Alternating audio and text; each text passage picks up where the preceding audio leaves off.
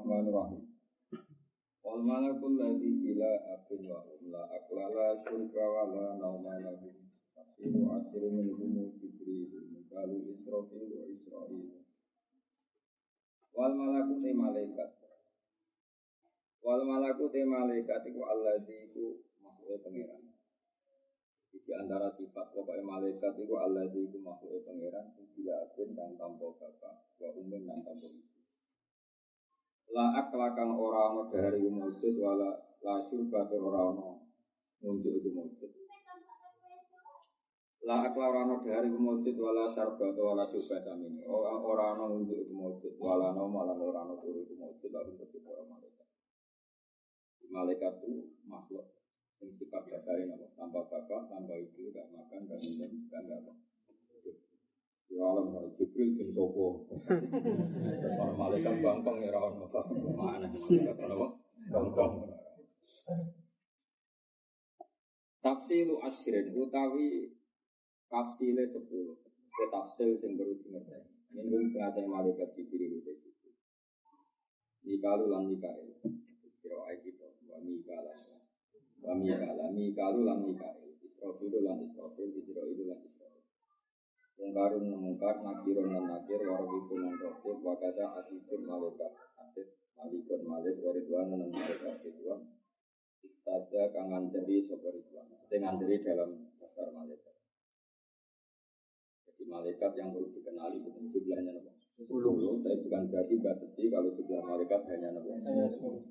Jadi yang wajib dimengerti ini. Dan malaikat kalau diceritakan Allah salah itu malaikat sing awamul malaikat, bukan malaikat sing ada nama. Ini malaikat yang punya nama jenis yang kitabmu malaikat asal. Memang ada namanya. Ini malaikat khusus, Jibril, Mikail, Israfil, Israil. Ya ada malaikat sing awamul malaikat. Dan itu sangat salah pangeran ketika protes atas alihah, majusi dia wajib dia. Sekolah bukan malaikat ini ada itu bukan malaikat kayak Jibril Mikail. Akhirnya proses Allah atas alihah, majusi dia. Nah kalau malaikat jenis ini mungkin nanti ditegur pangeran karena pernah protes ketika Allah bikin. Tapi itu bukan malaikat yang kayak Jibril Mikail. Itu tidak ini apa? Arba'atun min kutubin tafsir. Arba'atun tepakat min kutubin sanging biro-biro kitab Allah. Tafsiruha kamu tahu perincian kutub itu men. Taurat Musa. Siji Taurat Nabi Musa. Dilusa kang tan petunjuk tan diluha te turune Taurat. Zaburu Dawud dalam Zabure Nabi Dawud. Wa Injilu lan Injil, wa unjila Injilun ala Isa yang atas Nabi Isa. Wa Qur'anun lan ketuwono kitab Qur'an ala khairil malah yang atas api-api manusia, api-api makhluk. Wa suhuful khalil lan lampiran-lampirane Khalilur Rahman, itu Nabi Ibrahim, Nabi Ibrahim, suhufi Ibrahim, wa Musa, wal kalimi lan suhuful khalil. Ya dalam, jadi di luar kitab Taurat, Nabi Musa punya suhuful kalim. Ia kan itu tetap yang dalam suhuf kalamul hakamil alimi dari Allah kang maha bijak, hakamnya mana sing maha bijak alimi kang maha bijak. Terus dulu, ya jadi kalau bahasa Arab itu pasti bahasa Arab itu sohifah. Sohifah nanti jamak suhuf, suhuf. Nah, ketika dimabnikan maf'ul, artinya dijilid atau dicetak atau setelah dibutuhkan disebut mushaf. Tapi mestinya mushaf itu ya suhuf itu. Jadi kalau lampiran-lampiran dalam Quran per lampir namanya sohifah. Nanti kalau dijamakkan suhuf. Makanya kata banyak ulama menghentikan begini. Allah akan menjaga Quran ini satu dihafal para hamalan Quran, dua kagum mudawwan atau memang dicetak di mushaf yang ada kertasnya itu jenis mushaf. Sebab Allah mensifati Rasulullah Muhammad dengan status Rasulun minallah yang Rasulullah bahwa Rasulullah adalah seorang Rasul yang membaca lampiran-lampiran suci. Rasulun minallah yang Rasulullah. Sebab Sebab itu nasibnya Quran jadi mushaf itu. Mushaf yang kita cetak itu. Karena secerdas-cerdasnya manusia potensi lupa. Ketika lupa, merujuknya di mushaf. Kalau di mushaf misalnya ada salah titik atau salah cetak misalnya, itu merujuk ke hamalatul Quran yang hafal-hafal. Jika ini ada kombinasi hafalan juga ada mushaf. Makanya Quran disifati 2 kali.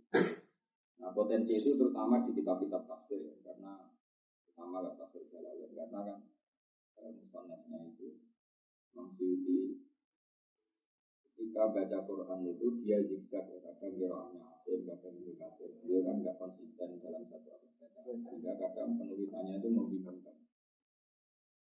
Makanya kalau ngaji Jalalain itu sebaiknya pakai cetakan yang sekarang, pakai cetak itu, karena benar-benar semuanya ditulis sebagai qiraat asim, semuanya ditulis pakai Allah, qiraat asim lebih.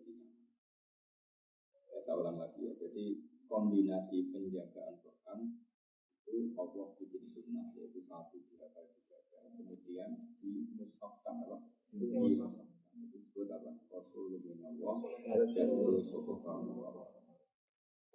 Andai kan tidak dimushafkan, nggak kebayang karena Rasulullah ketika wafat itu tentu banyak riwayat, mulai riwayat yang absolut yang sah sampai riwayat hoax, kayak riwayat orang Syiah itu macam-macam. Jika dibutuhkan otoritas yang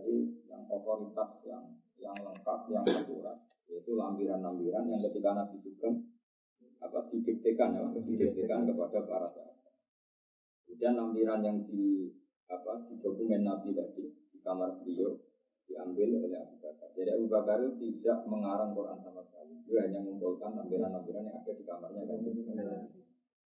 Hanya disebut mushaf, memang sudah ada lampirannya. Dan bukti bahwa teori ini benar adalah Allah mensifati Rasulullah itu Rasulullah minallah, ya Rasulullah. Ya, jadi orang Syiah itu salah besar ketika ngomong Abu Bakar itu ngarang Quran itu tidak mungkin, karena lampiran-lampiran itu didhawuhna Quran. Padahal Quran itu azali.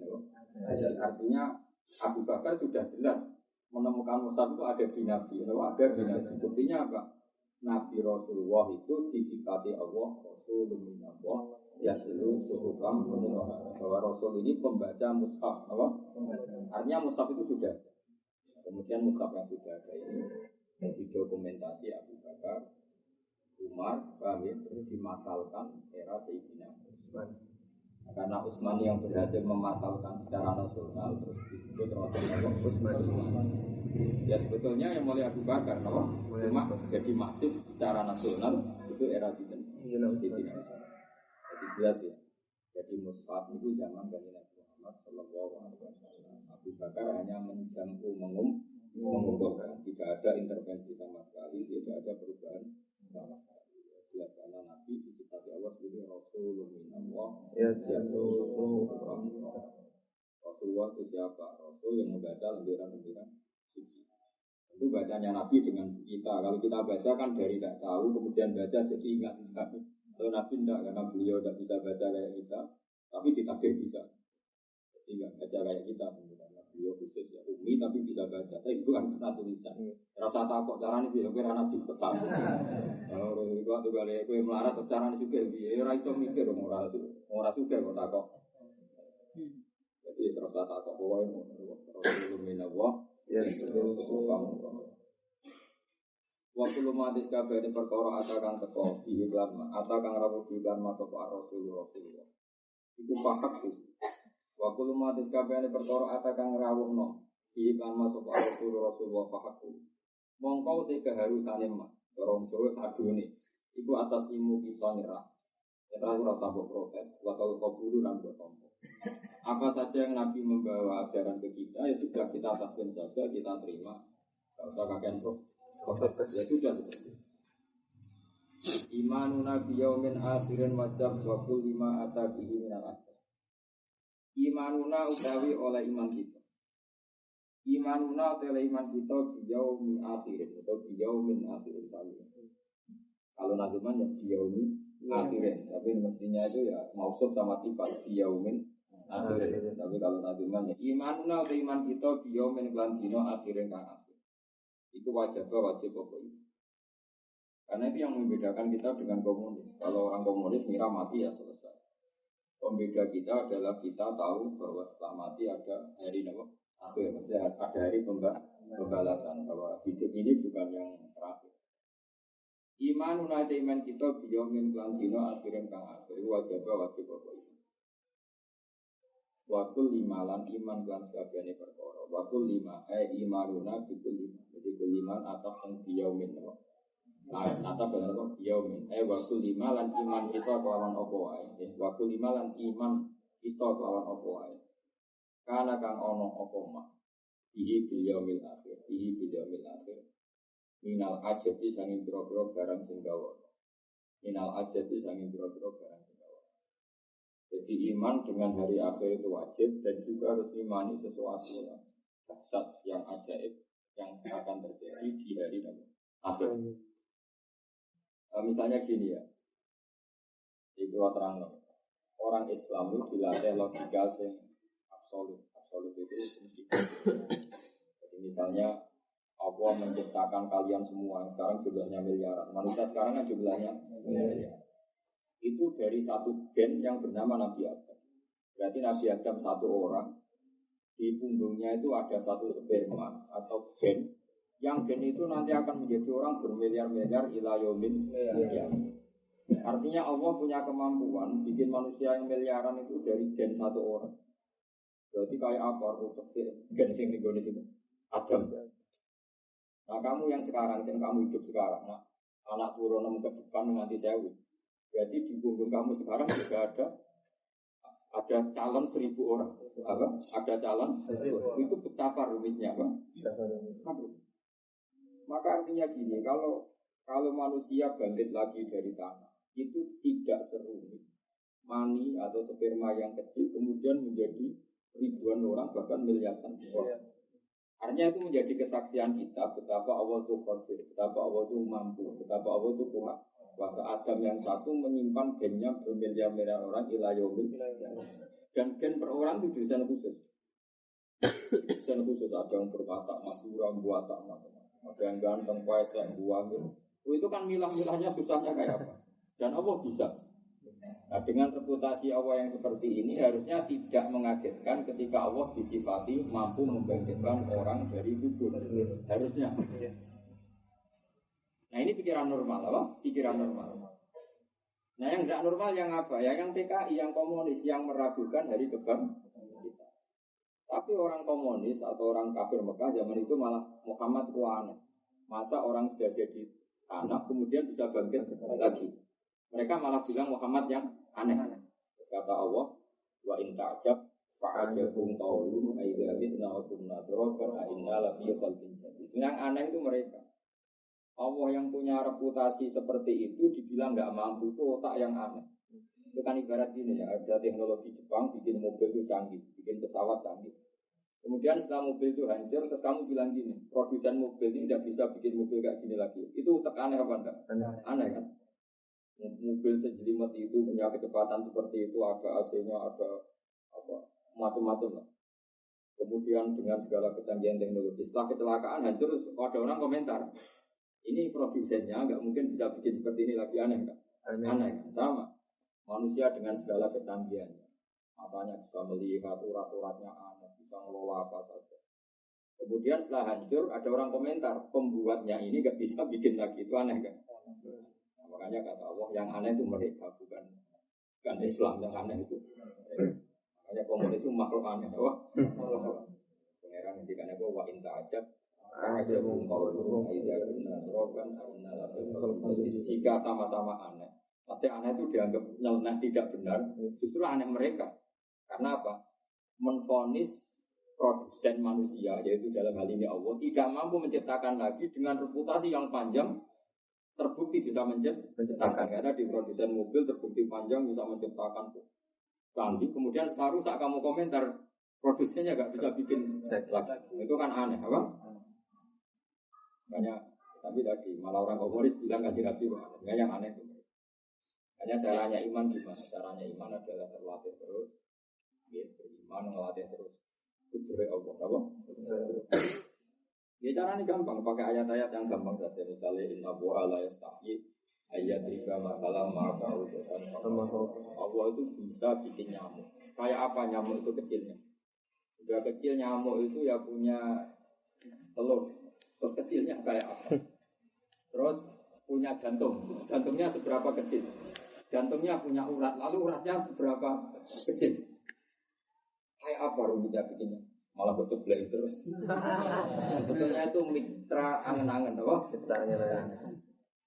Ya coba. Saya berkali-kali ngaji bilang, kalau gajah itu cara menuso itu sok kuat, itu jadi iso lah bayangnya gawe gajah. Karena besar, jantungnya bikinnya besar, bikin ususnya besar. Misalnya kita disuruh mahat gajah itu lebih gampang, karena dari batu yang besar kita aja udah pengen pahatan nyamuk. Lagi gawe waktu kecil-kecil itu sudah pusing gak? Apa? Gak usah gawe so bernyawa, pahatannya saja. Makanya Allah mengingatkan kita. Sungguh kekuasaan saya itu terbukti saya bisa bikin nyamuk. Allah nggak pakai contoh gajah tapi nyamuk. Karena nyamuk tadi sudah sekecil itu punya jantung, punya paru-paru. Kemudian paru-parunya punya urat. Paham ya? Masih paru-parunya punya kuman. Kuman itu ya makhluk hidup. Lebih kecil lagi. Kumannya punya jantung, punya kecil lagi, punya urat. Paham ya? Itu kayak apa? Jadi kalau kamu baca inna wa la yastahi ayyat riba matalam ma'raudukan sama Allah. Kayak apa kekuatan mukjizat Quran? Jadi Allah membuat contoh kemampuannya itu begini. Kayak apa? Dengan reputasi gaya nyamuk saja bisa. Masa mengembalikan manusia seperti semula setelah mati dan tidak bisa, tentu pasti bisa. Dengan reputasi seperti itu pasti bisa. Maka yang meyakini tidak bisa itu yang orang Allah yang orang-orang jadi yang disebut wa intajab fa'ajabun qawlu wa inna turabana wa alaina yang aneh itu mereka bukan kita. Kami itu nama imanuna biyaumin akhir wakul lima karena bihi tentu kita latih terus. Ya kita latih dengan nador di malakuti samawati wal ardi kuling dulu ada samawati wal kita berpikir terus apa yang terjadi di langit ini. Yang terjadi adalah semua bukti pertunjukan kekuasaannya Allah Subhanahu wa taala. Yang disebut apa ya tanazzalul amru bainahunna kita alamu anna Allaha ala kulli syai'in qadir wa anna Allaha qad ahata bi kulli syai'in.